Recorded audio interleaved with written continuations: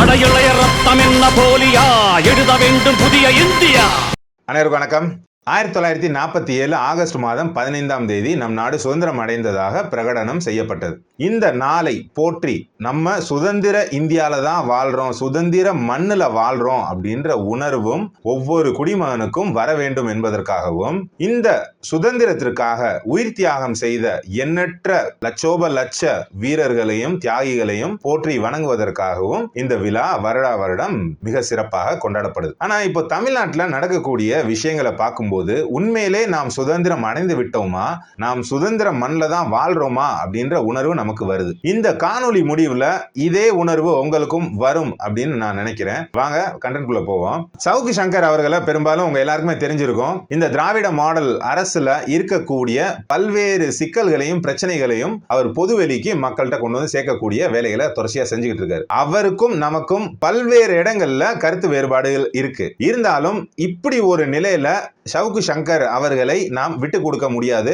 அவருக்கு நடந்த அநீதியை கண்டும் காணாமலும் போக நம்மால் முடியாது. நிச்சயமா அவருக்கு நடந்த இந்த ஒரு நிகழ்வை நாம் வன்மையாக கண்டிக்கிறோம். சரி, என்னதான் நடந்தது அப்படின்னா, வேங்கை வயல் பிரச்சனை இன்னும் ஒரு முடிவுக்கு எட்டாத நிலையில இருக்கு. மனிதர் குடிக்கும் குடி தண்ணீர்ல மலத்தை கலந்த துயரம் எங்குமே நடந்திருக்காது. தமிழ்நாட்டில் அது நடந்தது. இன்னும் அந்த வழக்குகள் முடிவுக்கு வராமலே இருக்கு. இப்படி ஒரு சூழல்ல சவுக்கு சங்கர் அவர்களின் தாயார் மட்டுமே வீட்டில் இருக்கும்போது ஒரு 60-70 நபர்கள் சேர்ந்து வீட்டு கதவை உடைத்து வீடு ஃபுல்லா சாக்கடையும் மலத்தையும் ஊத்தி விட்டு போயிருக்காங்க. ஊத்தி விட்டது மட்டும் இல்லாம ஒரு வயதான பெண்மணியை ஆபாச வார்த்தைகளால் பேசி மிரட்டி திட்டி இப்படி ஒரு நிகழ்வை நம் தமிழ்நாடு நேத்து பார்த்திருக்கு.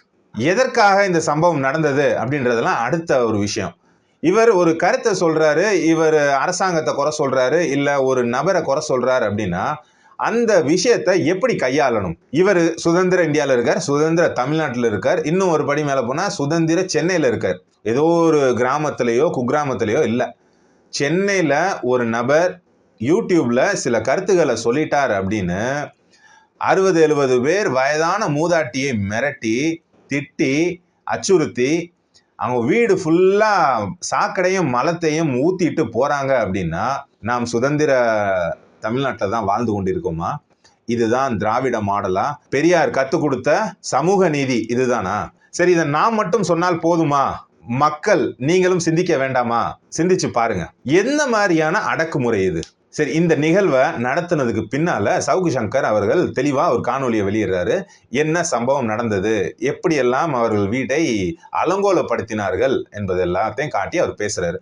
பேசிட்டு இனிமேல் நான் இந்த யூடியூப் சேனலை தொடரப் போவதில்லை என்ற அறிவிப்பையும் கொடுக்கிறார். சவுக்கு சங்கரோடைய ஸ்டாண்ட் ரொம்ப கிளியரா இருக்கு. நான் யாருக்காக போராடுறேன்? இந்த பொதுமக்களுக்கு உண்மை தெரிய வேண்டும், நாட்டு நிலவரம் தெரிய வேண்டும், நாட்டில் நடக்கும் அநியாயங்களுக்கு எதிராக நான் போராடி கொண்டு இருக்கிறேன், இதை மக்களுக்கு தெரியப்படுத்தி கொண்டு இருக்கிறேன். இதை நான் செஞ்சுக்கிட்டே இருப்பேன், எனக்கு பிரச்சனை இல்லை. ஆனா இதுக்கு ஈடா ஒருவேளை நேற்று நடந்த சம்பவத்துல என் தாயாரின் உயிர் போயிருந்தால் என்னால் அதை ஈடுகட்ட முடியுமா? என் தாயாரின் உயிரை பணயம் வைத்து நான் இந்த வேலையை செய்ய வேண்டுமா? ஒரு கட்டத்துல நான் நின்றுதான் ஆகணும், நான் இப்போ நிக்கிறேன் அப்படின்ற வார்த்தையை சொல்றார். காரணம், இப்படி ஒரு சம்பவம் நடந்ததுக்கு பின்னால அவருக்கு அங்க வீட்டுல குடியிருக்க அந்த வீட்டு உரிமையாளர்கள் சம்மதிக்கவில்லை. வீடை உடனே காலி பண்ணுங்க, நாங்க பாட்டுக்கு நிம்மதியா இருந்தோம், இப்படி ஒரு நிகழ்வெல்லாம் எங்களுக்கு வேண்டாம். இதுவர்கள் மிரட்டப்பட்டு அந்த முடிவு எடுத்தார்களா, இல்ல நடக்கும் சம்பவத்தை பார்த்து எடுத்தார்களா என்பதை நீங்கள் யோசித்துக் கொள்ளலாம். ஆனால் அவரை வீட்டை காலி பண்ண சொல்லிட்டாங்க. ஏற்கனவே நடந்த பிரச்சனைகளால் அவர் எந்த அலுவலகத்துல செயல்பட்டு கொண்டிருந்தாரோ அந்த அலுவலகத்தையும் காலி பண்ண சொல்லிட்டாங்க. சரி, என்ன நோக்கத்துக்காக இத்தகைய கீழ்த்தனமான செயல் செய்யப்பட்டது அப்படின்னா, இனிமேல் சவுக்கு சங்கர் அவர்கள் பேசக்கூடாது, யாரையும் எதிர்த்து அரசாங்கத்தில் நடக்கக்கூடிய ஊழல் குற்றச்சாட்டையோ வேற எந்த விஷயத்தையும் பொதுமக்கள்கிட்ட பேசக்கூடாது, தான் உண்டு தன் வேலை உண்டு என்று இருக்க வேண்டும் என்பதற்காக இத்தகைய நெருக்கடி ஒரு மனுஷனுக்கு கொடுக்கப்படுது. அந்த மனுஷனும் போதும்பா, நான் போராடினது உங்களுக்கு நல்லது சொல்றேன், உங்களுக்கு நாட்டில் நடக்கக்கூடிய பிரச்சனைய தெரியப்படுத்துறேன் அப்படின்ட்டு நான் இன்னைக்கு நடுத்தருவில் நின்னுதான் மிச்சம். எனக்கு யூடியூப் நடத்துறேன், அக்கௌண்ட் ஃப்ரீஸ் ஆயிருக்கு, பேன் கார்டு லாக் ஆயிருக்கு, எந்த பணமும் வர்றதில்ல, நான் என் பேர்ல எதையுமே செய்ய முடியாம முடக்கப்பட்ட நிலையில இருக்கேன், இதுக்கு மேலையும் இந்த பணியை நான் தொடரணுமா அப்படின்னு மனசு விடுற கண்டிஷன்ல மனசு விட்டுட்டார். இதை நாம் எப்படி எடுத்துக்கிறது? இப்போ இந்த செயலை அவர்கள் செஞ்சதே இந்த முடிவை சவுக்கு சங்கர் அவர்கள் எடுக்கணும் அப்படின்னு தான். இன்னொன்று, இது தனியாக கூப்பிட்டு அவரை 4 ரவுடிகளை வச்சு மிரட்டியோ திட்டியோ இந்த மாதிரியான ஒரு நிகழ்வு நடந்திருந்தா இது வெளியில் யாருக்குமே தெரிஞ்சிருக்காது. இந்த நிகழ்வு தமிழ்நாட்டில் உள்ள ஒவ்வொரு மக்களும் பார்க்கணும். முக்கியமாக யூடியூபர்ஸ், இந்த அரசாங்கத்தை எதிர்த்து திராவிட மாடல் அரசை எதிர்த்து பேசக்கூடிய ஒவ்வொரு யூடியூபரும் பார்க்கணும். இன்னைக்கு இவருக்கு நடந்தது தான் நாளைக்கு உனக்கும் நடக்கும் எனக்கும் நடக்கும் அப்படின்னு சொல்றதுக்காக செய்யப்பட்ட ஒரு செயல். ஏன்னா இது தற்செயலா நடந்ததெல்லாம் இல்லை. அங்க நடக்கக்கூடிய நிகழ்வுகள் லைவ் ஸ்ட்ரீம் செய்யப்படுது. அதை லைவ்லையும் பார்க்குறாங்க. ரொம்ப ஆர்கனைஸ்டா பிளான் பண்ணி வந்திருக்காங்க.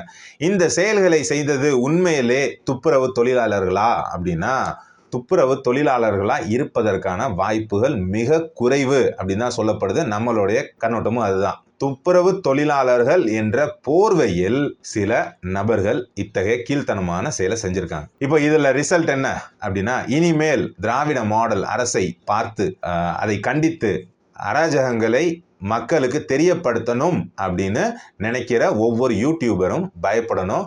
இனிமேல் எல்லாரும் ஒதுங்கணும் அப்படின்றதுக்காக செய்யப்பட்ட ஒரு செயல். ஆனா இந்த செயல் பலன் அளிக்குமா அப்படின்னா நிச்சயமா அளிக்காது. இப்படி ஒரு நிகழ்வை பார்த்ததுக்கு பின்னால் இன்னும் நம்ம ஒரு படி மேல போய் பல தரவுகளோட காணொளி வெளியிடணும் அப்படின்ற உணர்வு தான் நமக்கு வருது. நமக்கு பயம் வரல. ஏன் பயம் வரல அப்படின்னா, ஆங்கிலேயர்கள்ட்ட இருந்து போராடி எண்ணற்ற துயரங்களை அனுபவித்து இந்த விடுதலைய நம் முன்னோர்கள் பெற்றுக் கொடுத்தாங்க. ஆங்கிலேயர்கள்ட்டே போராடியாச்சு. இன்று நடக்கக்கூடிய அராஜகத்திலிருந்து போராட முடியாத நிலைக்கு நாம் யாரும் செல்லவில்லை. அதனால யாரும் இதை கண்டு அஞ்ச போவதும் இல்லை, பின்வாங்க போவதும் இல்லை. இன்னும் ஒரு படி மேல போய் எல்லாம் ஒருங்கிணைந்து செயல்படுவாங்க அப்படின்றதுதான் நம்மளோட கண்ணோட்டம். ஒண்ணுல இப்ப ரொம்ப சிம்பிளா பாருங்களேன். ஆபீஸ காலி பண்ண சொல்லியாச்சு, இனிமேல் இந்த ஆபீஸை நான் தொடர போறது இல்லை அப்படின்னாரு. கிஷோர் கே சாமி அவர்களுக்கும் சவுக்கு சங்கர் அவர்களுக்கும் பல முரணான கருத்துகள் உண்டு. ஆனா இப்போ கிஷோர் கே சாமி என்ன சொல்றாரு, நீங்க ஆபீஸ் இல்ல அப்படின்னு நினைக்க வேண்டாம். உங்க கருத்துக்கள் எனக்கு பிடிக்கல அப்படின்னாலும் என் இடத்துல நீங்க உங்க ஆபீஸை ரன் பண்ணுங்க, யார் வர்றா அப்படின்னு நான் பாக்குறேன் அப்படின்னாரு. இதே சவுக்கு சங்கருக்கு எதிராக இதுக்கு முன்னாடி நம்மளே காணொலி போட்டிருந்தோம். இன்னைக்கு அவருக்கு ஆதரவா நம்ம இந்த காணொலியை பதிவு பண்றோம். இவரை பத்தி மாரிதாஸ் அவர்களா இருக்கட்டும், தமிழ் பொக்கிஷம் விக்கியா இருக்கட்டும், எல்லாருமே இந்த நிகழ்வை கண்டித்து குரல் கொடுத்திருக்காங்க, எதிர்ப்பு தெரிவிச்சிருக்காங்க. அப்ப இதுல நம்ம தெரிஞ்சுக்கிறது என்னன்னா, 1000 கருத்து வேறுபாடுகள் இந்த யூடியூப் சேனல் நடத்தக்கூடிய நபர்கள்ட்ட இருந்தாலும், சமூக ஆர்வலர்கள்ட்ட இருந்தாலும், இத்தகைய அடக்குமுறையை ஒரு சக்தி கையில் எடுக்குமே ஆனால் அனைவரும் ஒன்று திரள்வார்கள், இந்த அராஜகத்தை கண்டிப்பார்கள் அப்படின்றத இந்த இடத்துல நம்ம பதிவு பண்ண விரும்புறோம். சவுக்கு சங்கர் அவர்களுக்கு நம்மளுடைய செய்தி என்ன அப்படின்னா, இது போன்ற நிகழ்வுகள் உங்களை வீக் ஆக்க கூடாது, மாறா இன்னும் ஸ்ட்ராங்கா உங்களை வெளிக்கொண்டு வரணும் அப்படின்றதுதான். உங்களை சிறையில் அடைச்சாங்க, சிறையில இருந்து வெளியில வந்தீங்க, வந்ததுக்கு பின்னால் எவ்வளவு ஆக்ரோஷத்தை வெளிப்படுத்தினீங்க, எப்படி செயல்பட்டீங்க அப்படின்றது நீங்க அறிவீங்க. இந்த பிரச்சனைகளிலிருந்து நீங்க மீண்டு வரணும் அப்படின்றதுதான் நம்மளுடைய செய்தி, வேண்டுதல். காரணம் இதை தானே பண்ணணும் அப்படின்னு காரணம் நீங்க இதை விட்டுட்டு போகணும் அப்படின்றதுக்காக தானே இந்த செயல்கள்லாம் நடந்தது. விட்டுட்டு போயிட்டீங்க அப்படின்னா அவங்க ஜெயிச்சிட்டாங்க. அப்போ ஜெயிச்சுட்டா என்ன ஆகும்? இன்று சவுக்கு சங்கர், நாளை ஒவ்வொருத்தரா. அப்போ இந்த ஃபார்முலா சரி அப்படின்றத நீங்களே வகுத்து கொடுத்த மாதிரி ஆயிராதா? இன்னைக்கு ஒரு சவுக்கு சங்கருக்கு இந்த மாதிரியான ஒரு செயலை நாம் செய்தோம் அப்படின்னா நாளைக்கு யாரும் பேச மாட்டாங்க அப்படின்னு அவங்க நினைச்சு செஞ்சாங்க.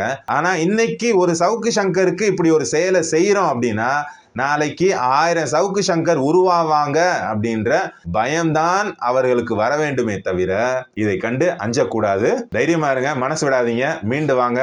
மீண்டும் உங்களை காணொளிகள் வாயிலா நான் பார்க்க ஆசைப்படுறோம். இது போன்ற நிகழ்வுகளுக்கு எனக்கு தெரிந்த யூடியூபர்ஸ் அனைவரும் ஒன்று கூடி இதற்கு கண்டனத்தை தெரிவித்தது மிக்க மகிழ்ச்சியா இருக்கு.